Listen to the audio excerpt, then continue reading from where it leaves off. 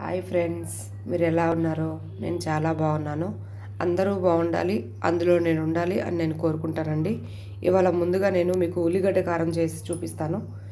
2 ఉల్లిపాయలు, కొంచెం కొబ్బరి, టేస్ట్కి సరిపడా కారం, ఉప్పు,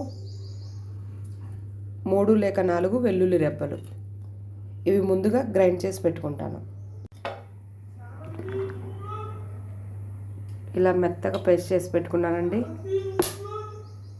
ముందుగానే గిన్నె వేడి చేసుకొని గిన్నెలో ఆయిల్ వేసి పెట్టాను. ఆయిల్ కూడా వేడయింది. పోపు గింజలు వేస్తున్నాను. పోపు గింజలు కూడా వేగాయండి. కొంచెం కరివేపాకు,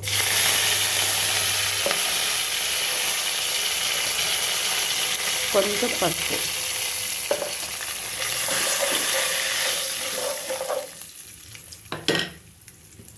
ముందుగా పట్టి పెట్టుకున్న ఉల్లిపాయ కొబ్బరి పేస్ట్ కూడా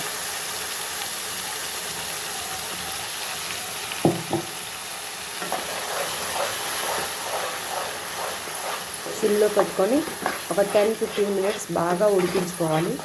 ఎందుకంటే కొంచెం 2-3 డేస్ పక్కా నిల్వ ఉంటుందండి.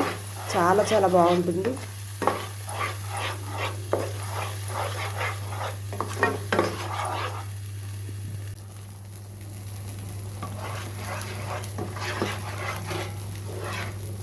చాలా బాగా కుదిరిందండి. దోశల్లో కనుకైతే చాలా చాలా బాగుంటుంది. ఖచ్చితంగా ట్రై చేయండి. నా వీడియో కనుక నచ్చినట్టయితే లైక్ చేయండి, షేర్ చేయండి, సబ్స్క్రైబ్ చేయండి ప్లీజ్.